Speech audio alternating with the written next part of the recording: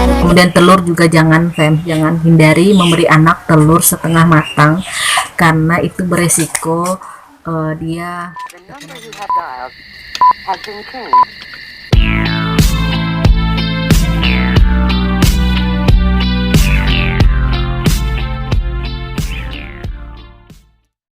Jumat kemarin, tanggal 8 Januari 2020, Zalova masuk UGD.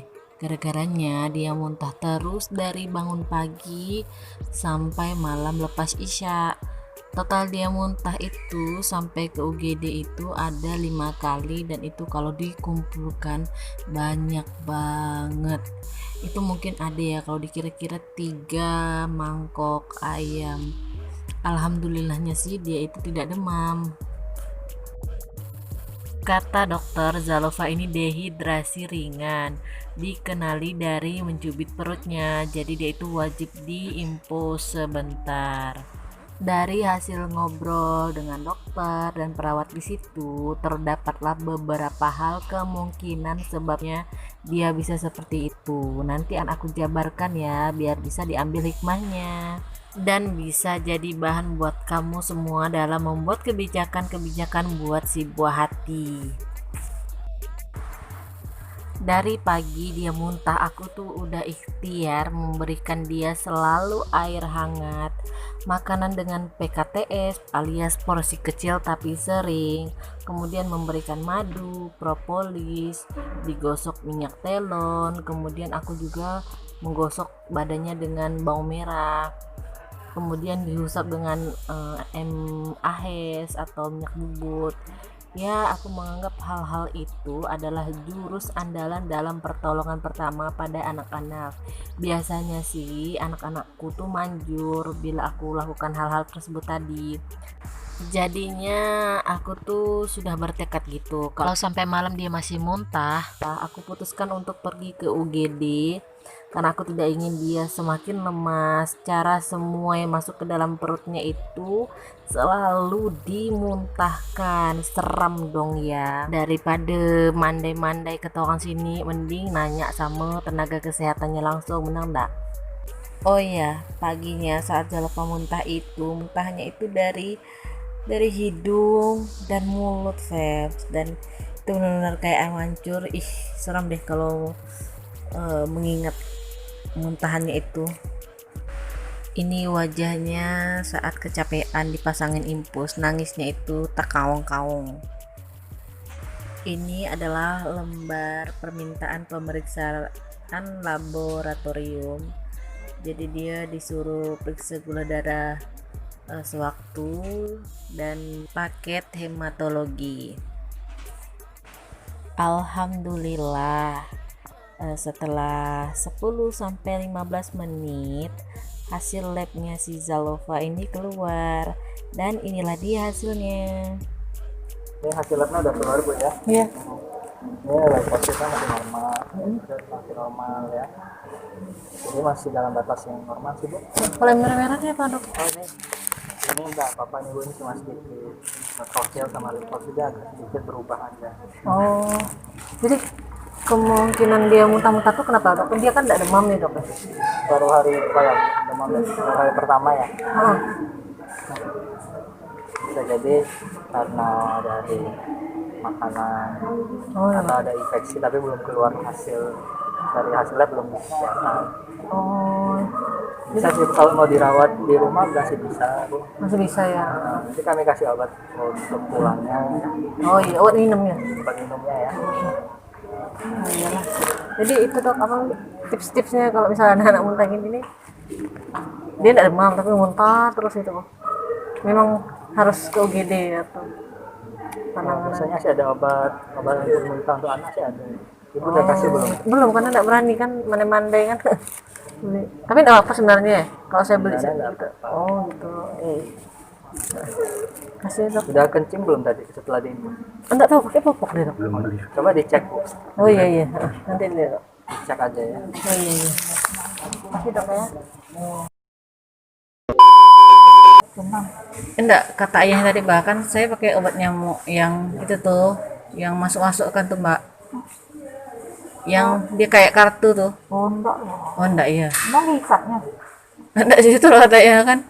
Karena kan enggak Kan nggak ada asapnya. oh enggak ya. Berarti memang kan dari makanan ya. Bisa jadi, nggak tahu Dia tuh itu juga. enggak sih apa? Dia Kalau suka suka mutip-mutip. masukkan tangan ke mulut. Dia suka makan kayak HP bekas tuh kan di Nah, Zamzam. itulah yang kotornya, tangannya bekas kotor-kotor, makan masuk ke mulut. Yang di lantai-lantai Nanti Wah, itu tuh. memang penyakitnya memang umur segitu. Itulah ya ampun. Kalau dipel terus bakal Nggak itu, nggak Bu, memang. itulah rumah tuh udah bau rumah sakit ya. Pakai pembersih yang Anak kayak dengan umur segini bolak-balik masuk ke rumah sakit juga. tuh ya. Nggak bisa orang sampah yang dimakan Bu. Kita lagi nyapu dia yang pergi ngejar Nah sampah. itulah telat kan tangan kita kan.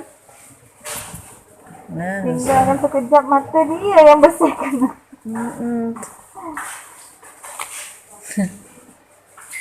kayak Umur-umur itu iya memang tuh. mau dijaga, nggak bisa dibiarkan dia sendiri. Ini obat bekal di rumah, obat muntah dan obat buat pencernaannya si Zalova. Zalova ini jadinya dia itu mengalami diare. Kalau kata si dokter, nah bakteri penyebab diare itu ada 4. Jadi E. coli, Shigella, Salmonella dan satu lagi Campylobacter. Jadi si Zalova ini setelah aku konsultasi dengan para tenaga kesehatan di situ, dia ini suka makan makanan yang udah dijatuhin baru dimakan, kayak misalnya kita kasih makan di piring kan. Nah dia tuh punya kebiasaan ditumpahkan dulu ke lantai terus baru dimakannya gitu fans. Walaupun lantai itu sudah dipel ya, tapi kan kaki kita kan misalnya lewat lantai itu ya kan. Nah terus itu yang pertama. Yang kedua, nah kasih lah. Nah yang kedua, dia itu punya kebiasaan kayak baring di lantai tiarap terus jilat-jilatin lantai kayak cermin kaca gitu, suka-suka jilat-jilat gitu fans. Jadi itu kemungkinan bisa jadi penyebab dia diare. Nah itu kan hari pertama itu kan dia masuk habis isya, kemudian habis jam 12 lewat itu dia udah bisa pulang. Jadi dia cuman diisi cairannya lewat infus ya kan, dia kan dehidrasi ringan. Setelah jam 12 itu kami pulang gitu. Nah besokannya tuh dia baru mulai mencret kayak beraknya tuh berair, pampersnya itu baru pakai udah keluar. Dia kalau tidak salah hitung 3-4 kali dia 3-4 kali dia itu mengalami mencret, dan itu udah jelasin sama petugas kesehatannya di sana. Katanya kalau anak kecil gini tidak diberi obat untuk penghenti diare, jadi hanya kayak untuk pencernaannya aja, itu yaitu zinc tadi ya kan, terus sama obat mual. Nah itu bisa terjadi di mual aja. Kenapa katanya itu kalau misalnya anak seumur ini dikasih obat untuk mencretnya berhenti, itu bisa mengganggu pencernaannya dan pencernaannya itu bisa berhenti katanya. Jadi memang tidak disarankan. Jadi katanya biar aja kotorannya keluar gitu, asal kita tetap jaga kebersihan, sanitasi dan sebagainya itu kan. Jangan lupa selalu kasih air minum agar dia tidak dehidrasi lagi, karena anak diare yang bahaya itu adalah dehidrasinya fans. Kalau perlu kasih tambahan Oralit. Aku kasih link pentingnya Oralit buat anak ya dari dokter spesialis anak di kotak deskripsi, silahkan cek ya. Nah yang ketiga itu kemungkinan dia bisa mengalami diare itu dia suka main uang koin ya, dia tuh suka bongkar tasku. Nah itu sebaiknya dihindari fam. Dia itu suka main uang koin, kemudian ya tapi langsung diambil sih gitu kan, cuman kan tanpa sepengetahuan kan kita kadang ada waktunya kencing kan, aku tinggalin dia bentar gitu kan. Nah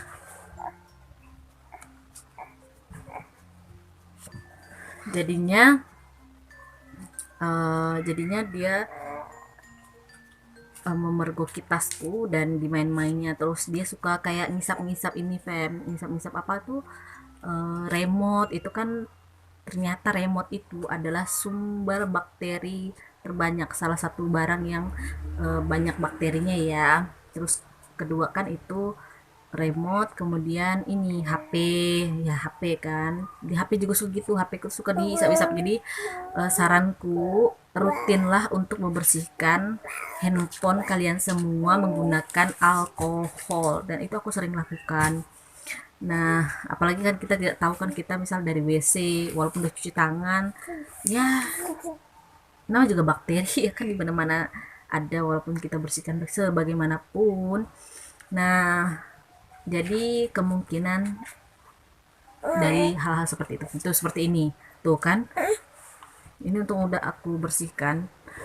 Ini dia suka makan benar-benar seperti ini tempat ini sebagai hindari, Fem, karena itu juga menjadi salah satu penyebab dia bisa diare. Tapi alhamdulillahnya aku itu kan memberikan dia propolis, British propolis. Dia itu kan meningkatkan imun. Alhamdulillahnya ya dia muntah berak gitu, tapi dia tidak demam, dan pas diperiksa darahnya pun tidak ada infeksi dan lain-lain. Alhamdulillahnya seperti itu. Aku memberikan dia British propolis setiap malam, karena kalau dia imunnya lagi rentan rendah gitu, aku kasih 3 kali sehari gitu, seperti itu. Jadi tips agar terhindar, anak-anak terutama terhindar dari diare, yaitu pertama, jangan biarkan dia makan sembarang seperti lantai, jendela, jilat-jilat. Itu kayaknya lucu ya, Fem, tapi ternyata itu tidak baik bagi dia.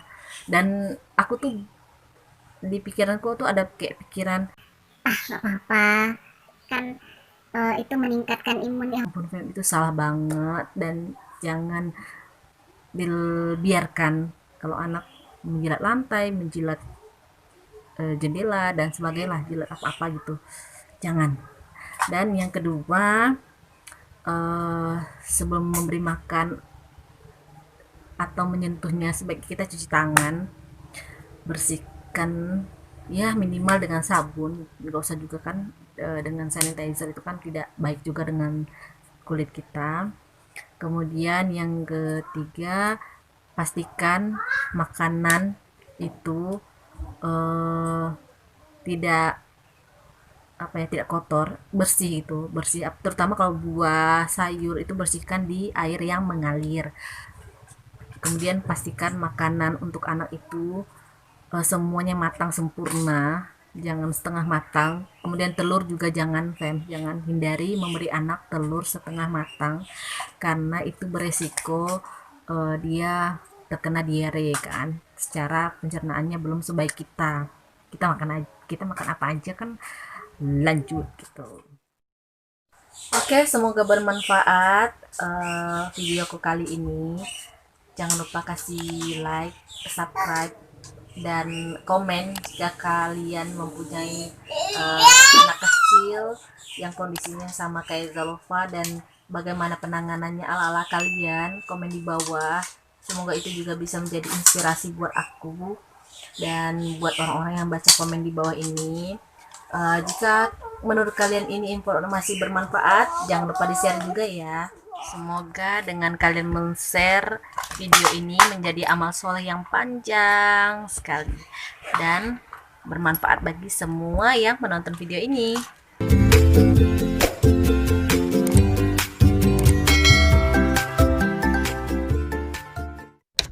Wassalamualaikum warahmatullahi wabarakatuh.